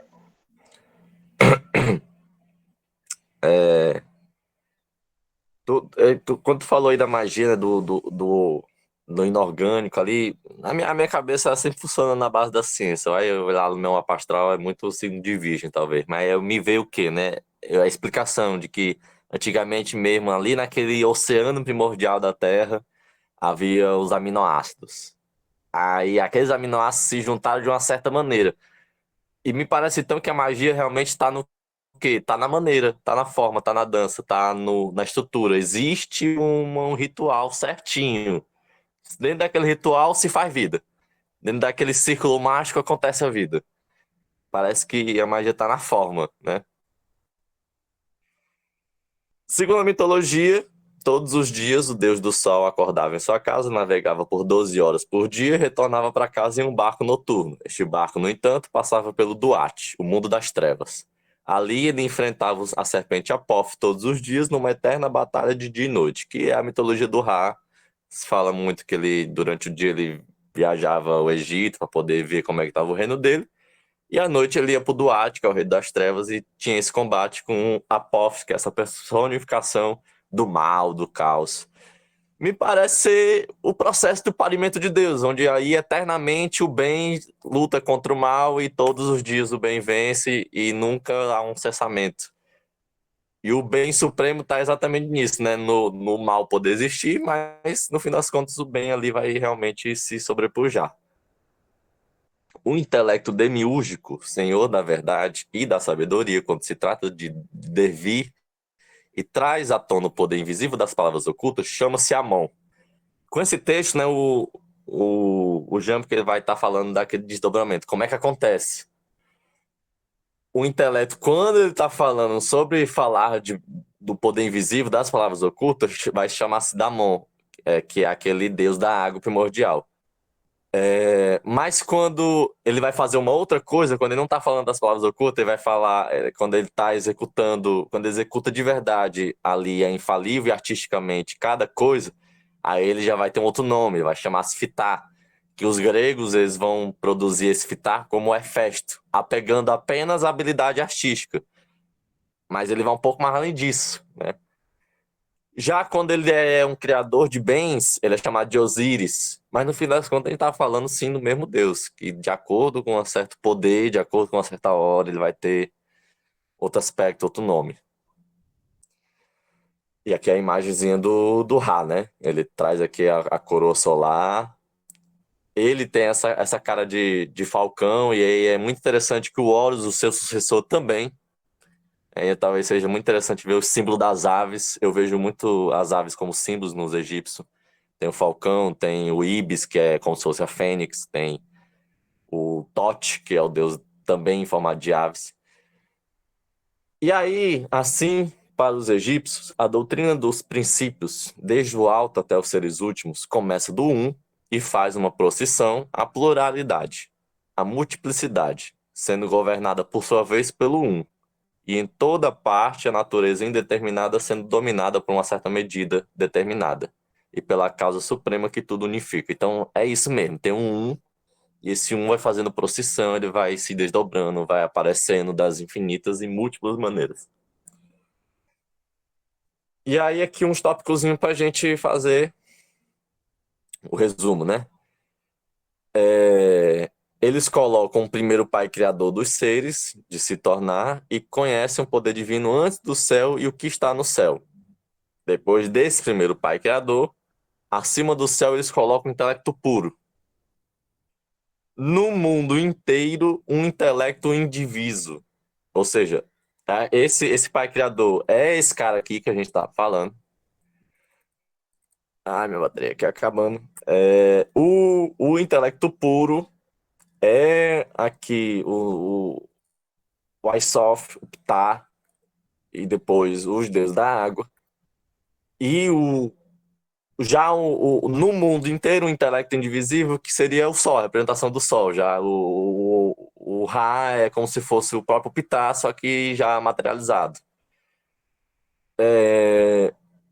E depois, e mais um distribuído por todas as esferas, né? Que aí eu faço muita associação à astrologia, né? Ali todos os planetas. E eu acho bem interessante depois a gente procurar saber sobre essas divisões binárias. Isso aparece muito nas religiões e aparece muito também no I Ching do Oriente, né? Sempre essa divisão binária parece ser uma coisa importante. É um que se divide em dois, depois quatro, depois oito, o 12, o 16, o 32, o 36. Sempre tem um par. Os egípcios não dizem que tudo é natural, mas que até distingue a vida da alma da natureza e a vida intelectual. O cosmos não é só um mar de átomos, então, né? Então, como é que ele se liberta da fatalidade? Os egípcios vão separar um pouco. Existe o mar de átomos, essa natureza, e existe também uma vida intelectual. A alma, ela possui o princípio próprio da conversão ao inteligível, da separação dos seres do Devi, da união com com o seio divino. Ou seja, dentro da alma existe esse princípio que nos permite fazer essa união com o ser divino. É isso que dá a capacidade para o humano, a alma. É através dela. Em cada um dos deuses, mesmo os visíveis, existem alguns princípios inteligíveis de essência, mas por meio dos quais ocorre a libertação do Devi cósmico para as almas. Então, através dessa purificação da alma, né, através desse trabalho, a gente pode se livrar da fatalidade. Existe a fatalidade? Existe. Dá para se livrar dela? Dá. É um trabalho, mas existe. E essas coisas, eu vou já chegar no Kairos, ó. E essas coisas não são para os egípcios consideradas puramente teóricas, mas eles até recomendam subir por meio da teologia hierática às regiões mais altas e universais, acima da fatalidade, até a divindade e o demiurgo, sem usar a matéria ou assumir, além disso, outra ajuda, além de observar o momento certo, o momento oportuno. Então, eles aconselham a gente a subir a alma através da teologia, mas logo, com o tempo, né, vai se poder fazer isso sem usar a matéria, só com a ajuda de um momento oportuno. É como se você não precisasse juntar ali a vela, juntasse a cerveja, a própria natureza já vai se organizando e você só vai fazer parte daquele ritual. O ritual já está acontecendo e você só vai aproveitar o momento oportuno, vai pegar carona. E eu penso quanto isso tem a ver muito com a astrologia, né? Às vezes a gente aproveitar as forças astrais para isso. Isso acabou? Acabou, gente. Esse era o último slide. Ei, Assim total termina o magia capítulo 8. astrológica. Total magia astrológica, viu? Total magia astrológica. É uma coisa que a gente tem que perguntar lá no grupo dos alienistas lá, se essa teologia é tão essencialmente astrológica assim, né? Como tá dizendo aí, né? Que foi minha surpresa, entendeu? Do momento certo para fazer um ritual, ou para fazer uma prece, ou para pensar em tal coisa, para pegar o barco, né? Como tá dizendo, que é interessante, pegar o carro, pegar aí. Não consigo pensar outra ideia na astrologia, já que a astrologia era a astronomia da época, né? Ou seja, aproveitar a brecha do tempo. O Nietzsche fala isso, né? Da brecha do tempo, né? Do Kairos, exatamente isso, né? Ou seja, há uma chave oculta de cada momento, né? Do período do tempo. Né? Por exemplo, eu estou sentindo muito isso, por exemplo, com a quaresma, por exemplo, sabe? A quaresma cristã tem a questão né, de Cristo vai sofrer 40 dias e tal, e aí ele vai renascer depois. Claro que a gente tem ligação com mitos agrícolas, né, do renascimento da natureza em abril, que é em Ares, o nascimento, Uhum. né, a primavera, em Ares. O Cristo ressuscita em Ares, né? Então, assim, o nascimento do Cristo. E aí, eu ando percebendo que, poxa, quantas quaresmas eu não passei inconsciente de que estava vendo a quaresma. Agora que eu tô ligado, eu consigo perceber e consigo pegar carona porque eu consigo mudar o princípio da minha ação, né? Aí a alma, né? Eu achei interessante isso, né? Sacada. A alma, ela tem um princípio de conversão ao inteligível. Né? Essa fala é muito interessante porque os modernos vão chamar isso de liberdade, né? Ou seja, eles não chamavam isso de liberdade, né? Olha como é que os gregos falavam. Há um princípio na alma que ela faz com que ela possa dizer não ao fluxo cego, entende? E converter, ou seja, dobrar, reconverter, volta, dobra-se para o inteligível, né? Ou seja, mais uma vez, o quê? A vitória do livre-arbítrio sobre o determinismo. Né? Ou seja, a alma é a vitória sobre o determinismo, porque ela pode converter a sua ação. Converter, bate e volta. Converter é voltar, né? No sentido grego, converter e voltar. E a conversão cristã é exatamente isso. É se voltar para o coração, é se voltar para a interioridade, é se voltar, né, para esse mistério, entende? É se voltar para as questões do intelecto, do nous, enfim, né? E é interessante também outra coisa também que eu estava vendo aí, acima do céu estrelado, né? Porque na cosmologia antiga, que é ptolomaica, né, também da astrologia helenística, né, tem as esferas, né? Tem o nosso céu, então tem a esfera da Lua, a esfera de Mercúrio, a Divina Comédia fala muito disso, né? Aí quando termina a esfera de Saturno, acima da esfera de Saturno tem o que? As estrelas fixas, que essas que não mudam. Os planetas são as estrelas móveis, por isso que é planeta, é errante. A estrela é errante, e parece que ela é livre, parece que ela tem um princípio próprio, ela não vai com as outras, ela tem uma alma, porque ela consegue não ir com as outras, né? E aí, acima das estrelas fixas, tem um empírio, que eles chamam de céu empírio, que é tipo gases, tipo os gases primordiais. E acima desse céu empírio, aí tem o intelecto. Entendeu? Aí tem o intelecto. Ou seja, os números, as ideias, as formas geométricas. Né? Entendeu? Sim? Ou seja, isso é um escoamento. A cosmologia antiga, ela não é uma cosmologia espacial. A gente pode ressignificar ela. Ela é espacial para eles, né? Mas para nós, isso é uma chave que eu trago, assim, que eu leio. Para nós, essa cosmologia é uma cosmologia. Nós podemos continuar com ela no sentido vertical e não horizontal. Entendeu? Como estados do ser, até escoar na matéria. Entende? Ou seja, eu acho que nós modernos podemos continuar com essa cosmologia dos céus, dos sete céus, do empírico intelecto, mas entender como estágios ontológicos. Entende? Esse intelecto é um estado do ser, esse céu gasoso é um estado do ser, da matéria, inclusive do universo, né? Que é gás. Antes de ser planeta é gás, né? O Jacobami que vai trazer essa questão, né? Na ciência lá perto lá. Aí esse gás forma estrelas, tá tudo certo, ó. Tem gás mesmo, que forma estrela. Aí algumas dessas estrelas são errantes da nossa. E o poder dessas estrelas se precipita no nosso planeta para formar o quê? A vida, né? Então, talvez a cosmologia antiga tá respondendo um grande segredo, que a vida tem origem extraterrestre. E é uma especulação minha, me perdoe essa tamanha especulação. Mas assim, talvez a vida tenha origem extraterrestre, ela vem de fora, um choque Mas de meteoros, né? Gás que veio daqui e aqui. Por isso que a gente consegue entender.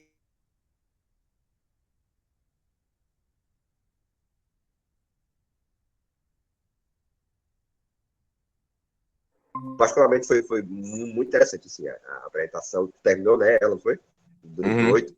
E eu passo a palavra para tu, e assim, olha, foi muito interessante essa questão da alma, da teogonia, né?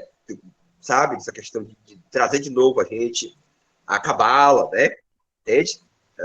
E a questão do tarô, né? Porque o tarô é um tipo de prática que é essa mistagogia simbólica, né? E aí, quando os ocultistas vão associar o tarô ao Egito, eles estão tendo uma intuição noética, não é uma intuição histórica. Entende? Quer dizer? Eles estão tendo uma Uhum. espécie de intuição radical de onde começou esse tipo de religiosidade que é da mistagogia do simbólico. Né? Ou seja, a gente não precisa jogar, descartar, eu acho, né, que é uma interpretação minha, não precisa jogar por água abaixo, né, essa história do tarô vir do Egito, só porque a historiografia moderna provou que não faz sentido, entendeu?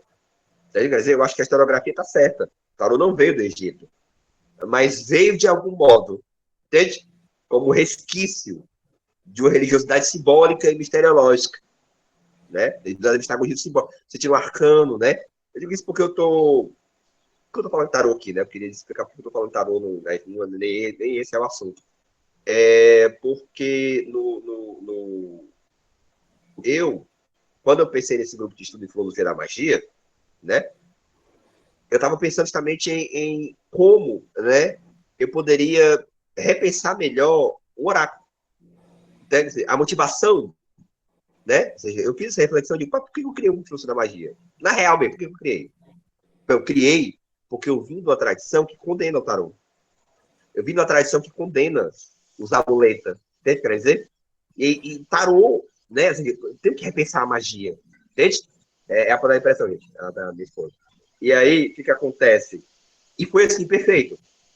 Porque o que o Jâmblico está desconstruindo em mim, em relação ao que é a magia de fato, respondendo ao Porfírio, né? As nossas noções que o Porfírio ainda tem da teologia, estão servindo para me reaproximar do tarô, porque eu percebi que era um bloqueio que eu tinha. Entende? Ou seja, eu jogo tarô, eu falo de tarô, mas uma coisa ficava me dizendo assim, não, tu vai ficar mexendo com essas coisas aí, isso aí é como o diabo, isso aí vai te atrelar, entende? Isso aí vai te prender, entende? Isso aí vai te curvar em torno disso, entende? Tu vai fetichizar isso. Aí eu fiquei pensando, poxa, então pra que existe a magia, né? Porque o oráculo é magia, né? É mágico aquilo ali. Você dizer uma coisa que tende a acontecer, aquela coisa acontece, isso é mágico, não é um poder humano, né? E a filosofia da magia me vem desconstruindo grandemente, entendeu? E me reaproximando do tarô nesse sentido. Você perde preconceito com relação à magia, né? Quando você entende, por exemplo, que a magia opera por graça dos deuses, não é a prova da onipotência do ser humano sobre a realidade, né? Tem a galera da magia do caos, da magia moderna, né? O mago Denani, né? Poxa, quando ele descobre a psicologia e a psicanálise, pronto, eu sou um mago ateu, né? Porque se eu posso operar as forças do universo, eu estou curvando os deuses ao que eu quero, eu estou curvando a natureza ao que eu quero. Então, o ser humano é onipotente, né? É tudo um choque cego, que é o nosso bel prazer, o niilismo, né? Os caras não entendem isso. Não, mas a magia ela não opera nesse regime de sentido. Entende? Ela opera em outro regime de sentido. Da graça dos deuses. Né? Enfim, eu passo a palavra para tu. Excelente apresentação, ó. Show, tá tudo gravadinho. Eu já vou colocar no YouTube, vou mandar o link pra galera, viu? Show. Passa a palavra aí para quem for agora. Não, eu acho que não tem muito o que colocar, mas eu acho interessante tu também ter esse bloqueio, porque eu também tinha. É muito apegado à ciência, muito apegado à rigidez, do rigor matemático, a forma, a gente vai me falar de magia. Eu vou perguntar. Como assim magia? A mesma coisa que quando eu fiz quando eu era criancinha, eu nasci no berço evangélico e me falava de oração, e eu tinha que perguntar, como assim eu vou orar e Deus vai me fazer as coisas? Como é que funciona essa troca? E eu sempre achei meio estranho também, até o lance de oração. Eu sempre me achava assim, muito inferior de querer pedir alguma coisa. Deus quiser, ele me dá, se ele não quiser também, não vai adiantar eu pedir. Mas agora, entendendo o poder do ritual, entendendo o poder da oração, entendendo essa troca direitinho, quando é que tá essa troca mesmo? Não é eu que estou conseguindo as coisas mesmo. E também não parece ser qualquer magia. Pelo menos o que eu estou entendendo aqui, a única magia que eu estou vendo é a da purificação da alma. Parece ser a única coisa que sobrou pra gente. E tá tudo bem também, é a única coisa que eu precisava mesmo. Não quero mais nada, não. Até porque se quisesse mais alguma coisa, então resolvia logo o problema da morte, né? O mago pode ser tão poderoso, mas vai chegar uma hora que morre. Então, acabou o poder.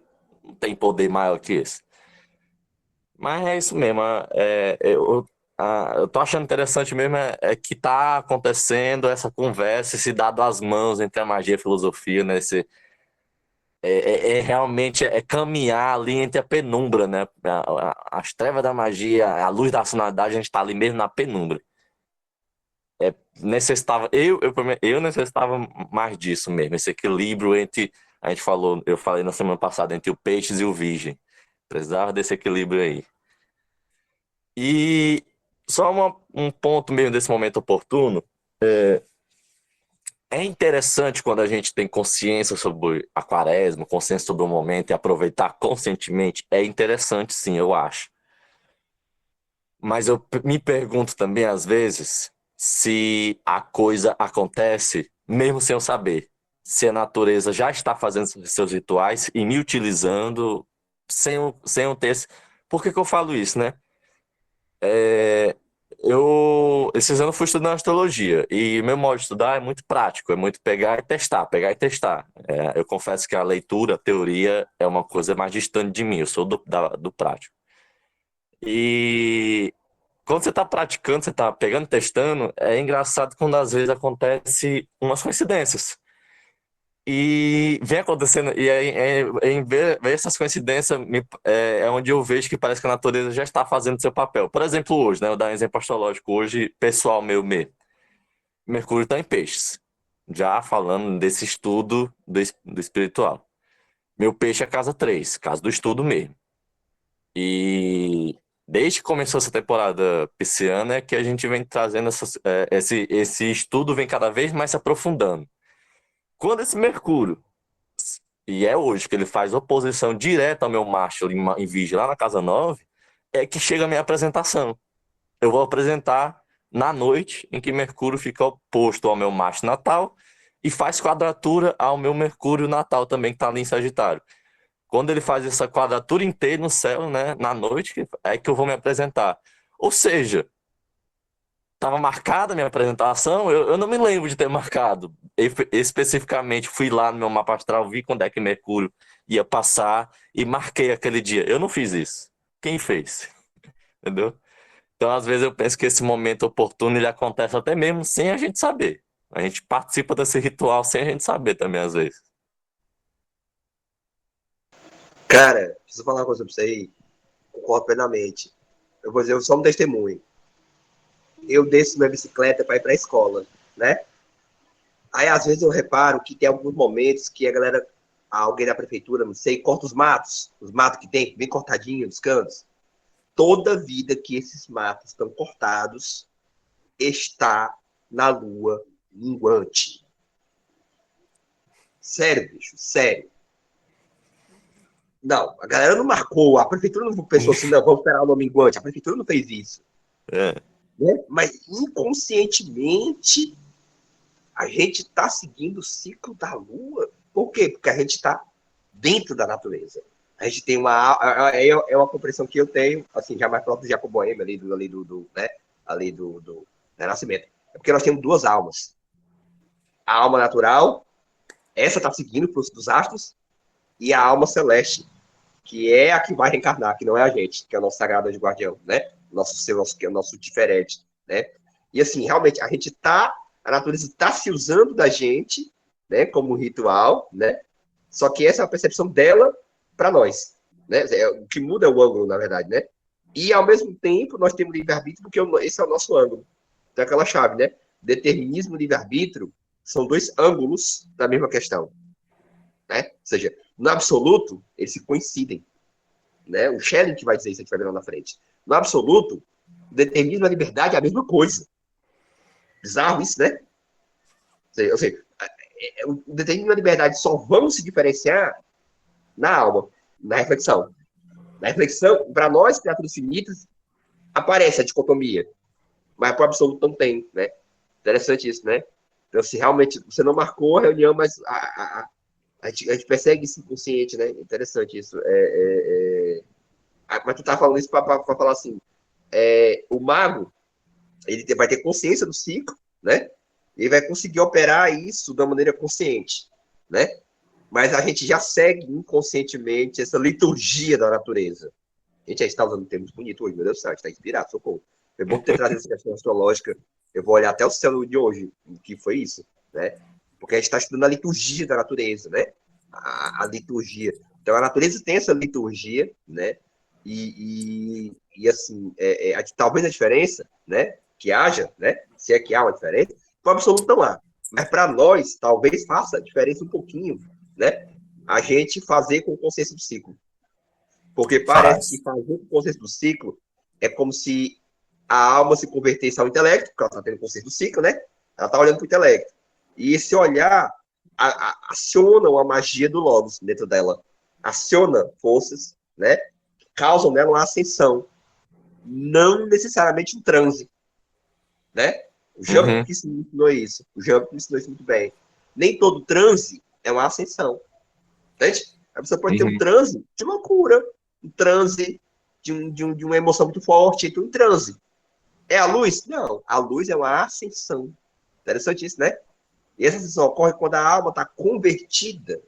Ela está se voltando para. Entende o que quer dizer? Então, assim, eu concordo plenamente contigo que até que ponto é tão diferente, né? Mas para nós, criatura, talvez faça diferença no sentido teúrgico. Entende? Talvez faça diferença. Mas, enfim, eu sei aqui, a minha fala aqui. Interessantíssimo. Tu só falou sobre Vai. duas almas. O Jambo que também fala isso, eu esqueci de comentar. O Jambo que ele vai falar que o homem também tem duas almas, uma celeste e outra natural. Uma que segue as forças, né, dos sete planetas e outra que pode já ter uma claridão melhor. E eu também acho que existe essa diferença. Quando você participar desse ritual que já está acontecendo de maneira consciente, é muito melhor. Eu não sei explicar essa diferença, mas eu acho que você já deve ter sentido um momento onde você sente que está fazendo a coisa certa no momento certo. Pronto. Tem um psicólogo que vai falar disso aí. É uma tentativa de usar a ciência, né? O estado de flow, que o Csikszentmihalyi vai comentar que as pessoas, ele fez uma pesquisa com as pessoas mais contentes e as pessoas tinham vários tipos de profissão. E as pessoas comentavam um estado de fluxo, onde parecia que ela não sentia fome nem sede, ela estava ali tão focada 100% no que ela estava fazendo, que ela conseguia tirar o proveito melhor daquilo ali. E é o momento como eu sinto mesmo, quando eu faço parte conscientemente do ritual, parece que eu estou tirando o melhor daquilo ali, parece que a magia é mais potente, né?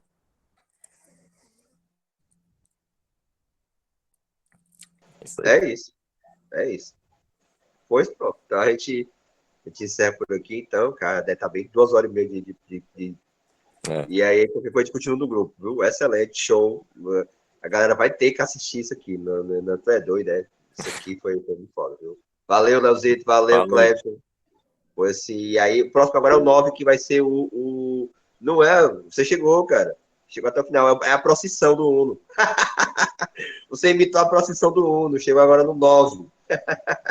9 para ter o réu ciclo 10, viu? Mas pronto, a gente usa a discussão no grupo, qualquer coisa. Valeu, galera. Valeu Falou. todo mundo. Valeu, Léo. Valeu, Clebson. E vamos lá. E próximo é o Diamond, né? Pessoal, que vai vir o Firmino, né? Show. E o 10º sou eu e fecha. Meu Deus, a gente lê um livro, caralho. Socorro. Valeu, pessoal.